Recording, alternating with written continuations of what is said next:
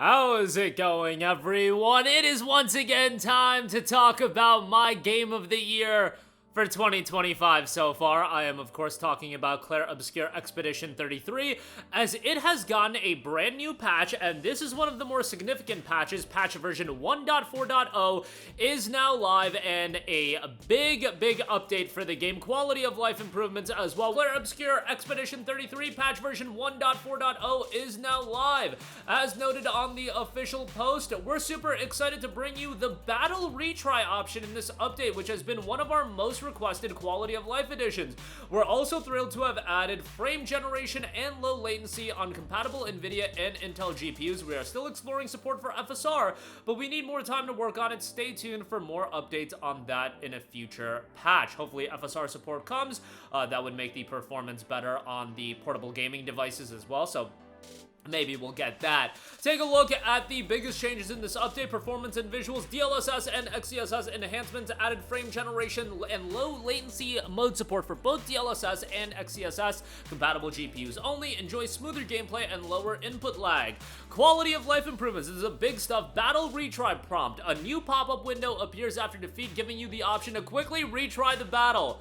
Look, there's gonna be a lot of L's that you take in Expedition 33, at least there were when I played it. If you play it on easy, if you are good at parrying and whatnot, maybe you can speed right through the game, but some of those big boss battles, one in particular, absolutely had me damn near break a controller. But incredibly rewarding game, but at the same time going back and forth from, you know, the checkpoint and then going into the boss battle, that could be a little bit annoying. This is a great quality of life feature, and really for challenging RPGs, I feel like that should be something that's implemented right out the gate, and something that definitely improves quality of life. Lumina cost display, the Pictos menu now clearly displays the Lumina cost of each ability for better planning. Love that.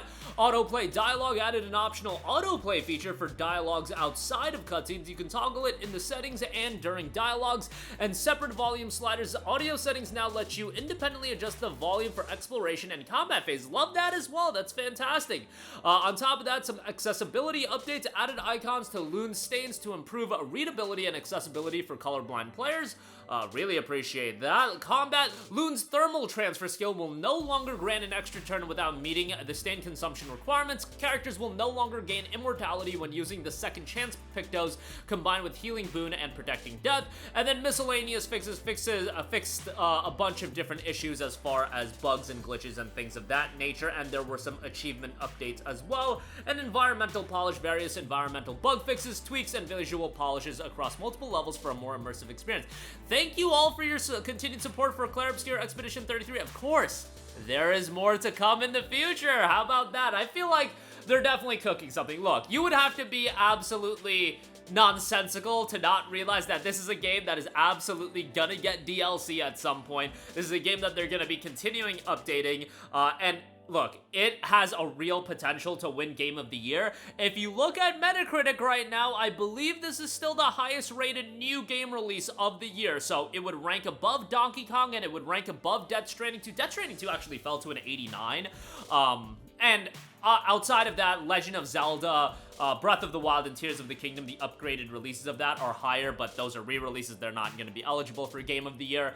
I actually think Expedition 33 has a good shot to win it. Look, I'm super excited for Metroid Prime 4.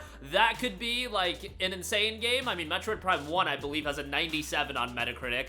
And then there is also Ghost of Yotei, of course. There's other games, and, you know, games that I'm super excited for that won't be Game of the Year, like Digimon and whatnot. Borderlands 4 even. Lost Soul Aside definitely probably won't be Game of the Year. Metal Gear Solid 3 Delta Snake Eater, you know, as a remake, I don't think that's gonna be Game of the Year either. And some people kind of get it twisted whenever I say, you know, Expedition 33, I want it to win Game of the Year because I feel like it would elevate Sandfall as a studio. To me, it's so hard to come to a consensus opinion on what Game of the Year is. How do you compare Death Stranding 2 and Expedition 33? I don't really look at, you know, the video game awards as something that I put so much stock into from the standpoint of my opinion has to be in line with theirs. Look, I was very vocal about the fact Baldur's Gate 3 was not my cup of tea. It was not my game of the year in 2023, but I understand why it won it, and I'm happy it did because it elevated Larian as a studio. I look at game of the year from that lens. I don't look at it from the lens of this, oh, this is the best game of the year and everybody has to agree that it's the best game of the year, because how do we come to a conclusion? Death Stranding 2 might resonate with some people much more than Expedition 33, and that's totally fine. It's very difficult to come to a consensus opinion, so I'd rather look at game of the year being like, hey, the perception of this award is that it's incredibly valued. How do we raise the profile of a studio that really deserves it? I think from that standpoint, Sandfall Interactive deserves it.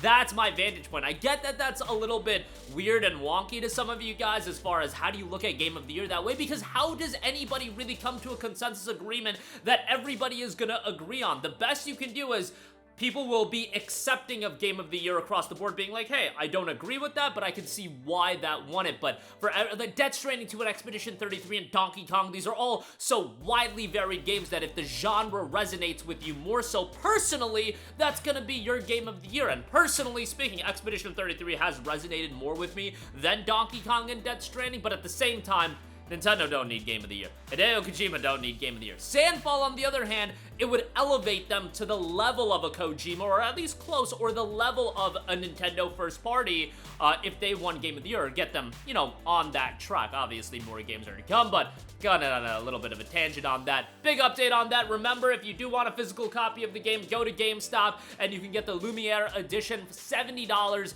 and you'll get the physical copy, the digital deluxe edition contents, and you will get some bonus items on top of that. There's an art book included. I think that's going to be a little bit of a hot ticket item.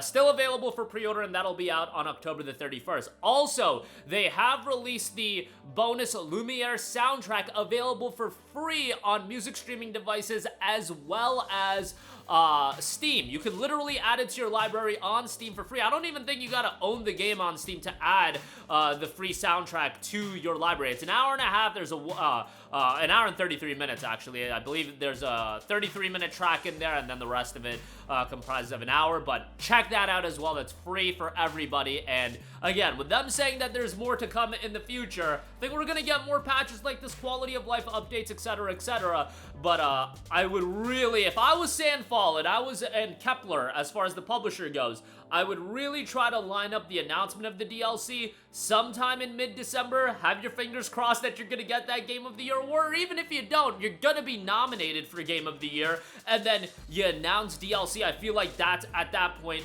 everything's gonna come together, and people are going to circle back at the end of the year and talk about Expedition 33, and it's gonna be one of the big discussion points. Why not capitalize and build on that momentum by announcing DLC there as well? Maybe a Switch 2 port, a complete edition, you know, pray to the high heavens, it's all on card, but I digress. That's gonna do it for me. Let me know all of your thoughts in the comments section down below. I do want to hear your guys' input on my Game of the Year take. Again, I've been seeing so many comments whenever I talk about it being like, bro, what are you talking about? The best game should win Game of the Year. How do we come to a conclusion as millions of people on what the best Game of the Year is? That's just difficult to do. So I don't like to look at Game of the Year from that lens. I like to look at it as an award that can increase the perception and the you know, notoriety of a studio, and I think with Sandfall, it could do that. Is Game of the Year gonna elevate Kojima? Is it gonna elevate Nintendo? They're already made at this point. But that'll do it for me. Your thoughts down below. Sound off there. Thank you for watching, and goodbye.